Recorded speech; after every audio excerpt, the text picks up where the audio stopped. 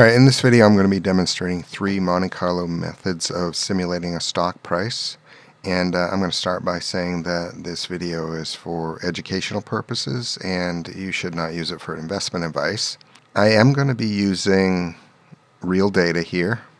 Alright, so you can see that I'm going to get data for Google, and I'm going to get about a year's worth of data there, and I'm using the stock history function to go ahead and find that closing price. I'm going to need a couple of things from this data to simulate a forward-looking price. So the first thing I'm going to need is the ending price, and I'm just going to use XLOOKUP to go ahead and get that. So I'm going to go try to find this in the date column here, and if I find it, I'm going to return what's in the price column. Okay, and you can see that I named this cell so that I can easily reference it in other sheets. I also need the return, and I want the instantaneous rate of return, so that's just going to be the natural log over the ending divided by the beginning, and I'll quickly copy that down. And I also name this range. Okay, so let's jump into our first model comparison here, and I need a couple of items from that sheet. As I mentioned, I need the ending price, and then I'm going to use the instantaneous rate of return to calculate a annual volatility. So that's just going to be the standard deviation.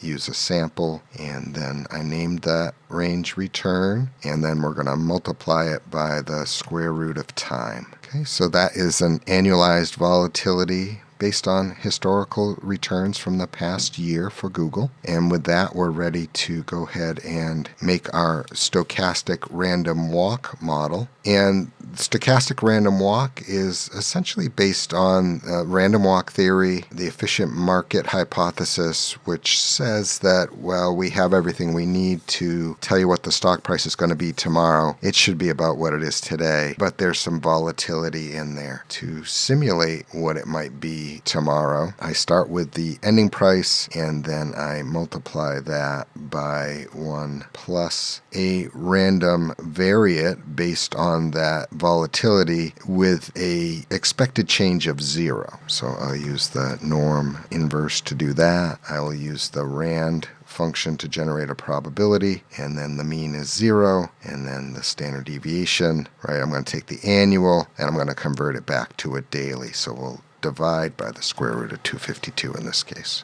All right, and I should say that it doesn't really matter if you get, a year's worth of data, 2 years worth of data. The numerical conversion would be the same. So even if I have 3 years of daily stock price data, if I want to see the annualized volatility based on those 3 years, then yep, I just go ahead, take the standard deviation, multiply it by the square root of 252. Okay, so there is one possible ending price tomorrow, and we can see that it went down a bit. All right, so right next to that, I am going to calculate the Geometric Brownian Motion version of this. And Geometric Brownian Motion is what they would use in pricing derivatives, or maybe value at risk, something like that. And it doesn't assume the change is 0.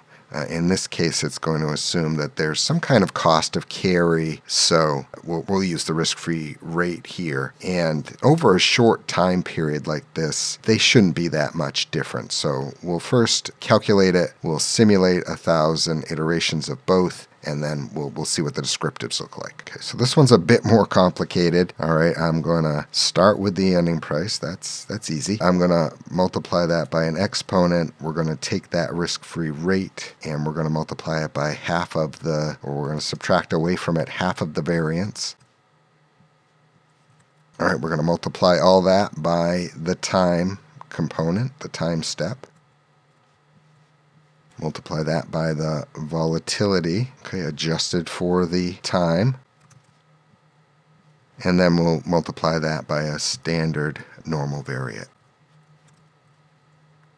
Okay, so we can see they came up about the same here, but that's just a happy coincidence. I'm going to go ahead and simulate them. So I'm going to just make a data table. We'll simulate it 1,000 times. You may want to make more iterations, but I'm going to do this a number of times in this sheet, and Excel will kind of get pretty slow if I have too many random numbers being generated. All right, so I'm going to go to the Data tab, and then What If, Data Table, and then I need a column input, and I'll just select any blank cell here, and we get 1,000 iterations. And it looks like I made a mistake here. Okay. I said it the right way, but I did it the wrong way, right? So it's not multiplied, it's added. Additive there, and then, all right, the rest of the data table will automatically adjust. All right, let me put the formulas up there since I made that mistake. All right, stochastic versus geometric Brownian motion. Okay, and then let's take a look at the descriptives so we can compare these two. Again, from the Data tab, I'll go Data Analysis. I'll get Descriptive Statistics, and the input range will be all of this.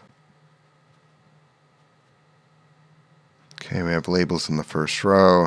Summary statistics will be fine. And then let me put it right next to the simulation.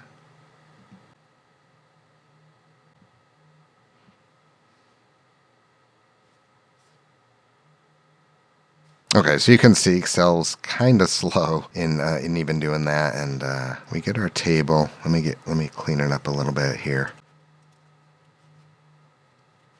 Okay, so now we can see the difference, and it looks like they are pretty much doing about the same job here. All right, it's only one day in the future, so we wouldn't expect them to be too different. All right, any difference we see here, I would expect is just sampling error based on generating different random numbers. All right, but characteristically they look about the same. All right, the problem is if I want to go more than one day in the future with the stochastic method, I can't easily do it without making a table. All right, so let me show you what I mean by that. So I'm going to go over to another sheet, and yeah, I set this up a little bit in advance, right? I got some of the values we need already, and so then I'm just going to make a table of 10 possible paths for this price to take. All right, so to go one day in the future, we know how to do that. I'll start at the ending price.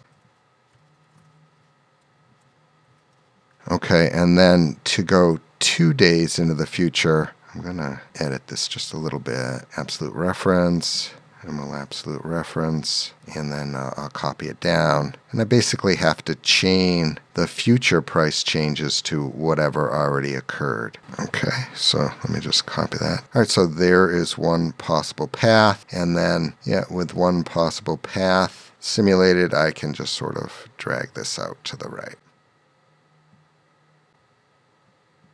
All right, so it's kind of a lot of bookkeeping, I guess, for simulating a path. All right, and then the nice thing about this, though, is that, okay, we could graph this, so we could see what it sort of looks like. So I'll just quickly do that. And yeah, play around with the axis values here. And it doesn't look like it went below 250, so I'll put 250. Okay, so yeah, a limited value from the legend here, so I won't spend too much time on the graph, but yeah, you can see what the paths look like. Okay, so all starting at the underlying price, and then some random paths it might take, and we can see that in general it looks like the majority of these are going to stay in around the current price. They're not going to jump around that much, even if I go out a month into the future. If I look at the geometric Brownian motion, I don't necessarily need all that bookkeeping. Okay, I can, instead of chaining the price changes, I can just jump out, see what it looks like in 3 months or a month or half a year, something like that. All right, so let's see what that looks like. Let me start with 1, and then I've already done the calculation here, so I just need to make my data table, my simulation, 1,000 different iterations. Okay, so that's what it looks like in 1 day. Here's what it looks like in 1 month. Here's what it looks like in 2 months. Probably it's useful to make a histogram of this. So let's see what that looks like. Get a better idea of the spread. And I'll just use the quick tool here. Our graph in there. All right, and then we'll sort of see, oh, well, it looks like it, still centered pretty close to where it currently is, but then, it has some probability of hitting well over 400 if I go out 2 months. If I go out 3 months, okay, it has some probability of going even higher into the 400s. And yes, again, where most of the density is in around the current price. All right, so that is the main difference between using those two methods. All right, not much difference if we're just going 1 day out. All right, but somewhat probably more convenient if we're going out a period of time. All right, the last model is this one we would consider risk neutral, right? We have this cost of carry that is the risk-free rate, right? And then if you just want to straight up, let's see what the stock will do, instead of using the risk-free rate, we would use the expected return. This one's going to have a positive drift. And the problem with this is I chose Google, which, let's see what the expected return of Google is. It's going to be based on, in this case, I'm using math here, right? So I'm going to use the historical returns, multiply that by however many days there are in a year, and it's going to be pretty optimistic. All right, so that's certainly a method of estimating or calculating expected return, but you're going to assume that it's going to have a year in the future that was similar to the past year. All right, so let's see what it looks like anyway.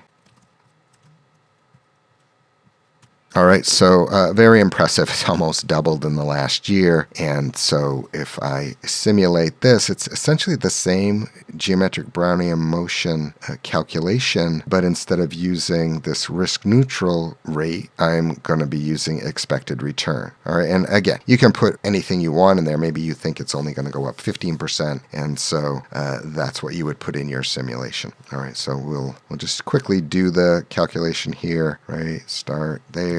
Use the exponent. All right, it's going to be the expected return now minus half the variance. Again, multiplied by the time. Won't make the same mistake twice, right? We're going to add in the volatility times the time. All right, times the random normal variate. All right, and then if I'm going to compare this, let me just copy that down. Oh, I didn't mean to. Let me not copy it down. Let me make a data table.